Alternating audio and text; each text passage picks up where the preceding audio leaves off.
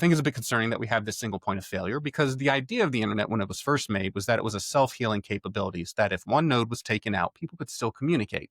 For those of you who are not aware, the Department of Defense, or whatever you may call it these days, first made the internet, was it the 1960s, as a as a capability to communicate in the event of nuclear war.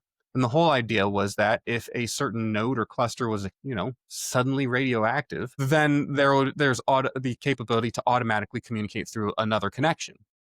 Now, this kind of goes against that, right? Because if everybody's automatically and by default referencing key specific singular areas, it doesn't matter if we have this quote unquote self-healing network capability, because everyone's broken, everything's down. The example I'll use beyond, I'll stop picking on the smart beds, but all of a sudden Alexa wasn't working and there were several smart devices that weren't working as well. And think of all the smart devices you have in your house that are routed through Alexa.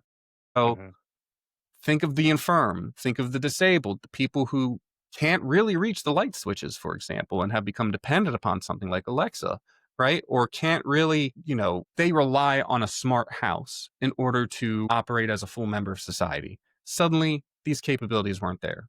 Now, do I think that's concerning? Yes. Do I have an easy answer as to how to make that not happen? No, because all the answers I have, nobody's going to like, even though we used to live in a country that would take down monopolies.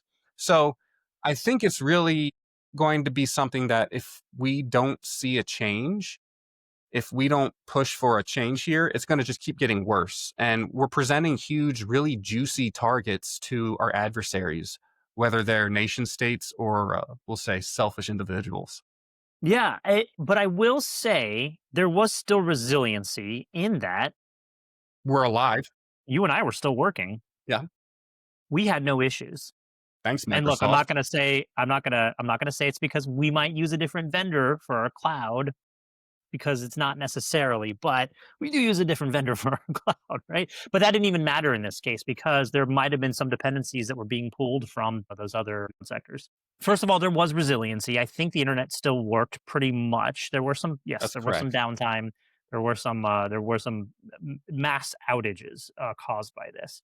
And I think that speaks more to, um, how dependent we really are on each other. And not trying to get frou-frou here, but like, when a software programmer is programming a new web UI or something like that, and they're like, oh, somebody's already done most of the work for me. I can skip that and concentrate on what I need to concentrate on. And so they're pulling from these other dependencies. And that's great. That's a great thing. We see it happening a little bit with vibe coding, where there's kind of this new element to it, where AI is actually kind of helping with things. If you don't know what you're doing, though, it doesn't really help. But if you know what you're doing, you're already a programmer, and you can find out what the AI did wrong, then it's a lot better than. It's not like somebody who's a programmer can just become a programmer overnight. That's not how vibe coding works. Unless you're vibe coding. Just kidding. But look, I think this speaks more towards how reliant we really are on each other, as far as the human element of the network goes, as far as the systems that we built on top of ourselves. Once again, kind of going back to, the internet wasn't designed to be a secure communication channel. It was designed to be a communication channel that wouldn't fail, as you mentioned.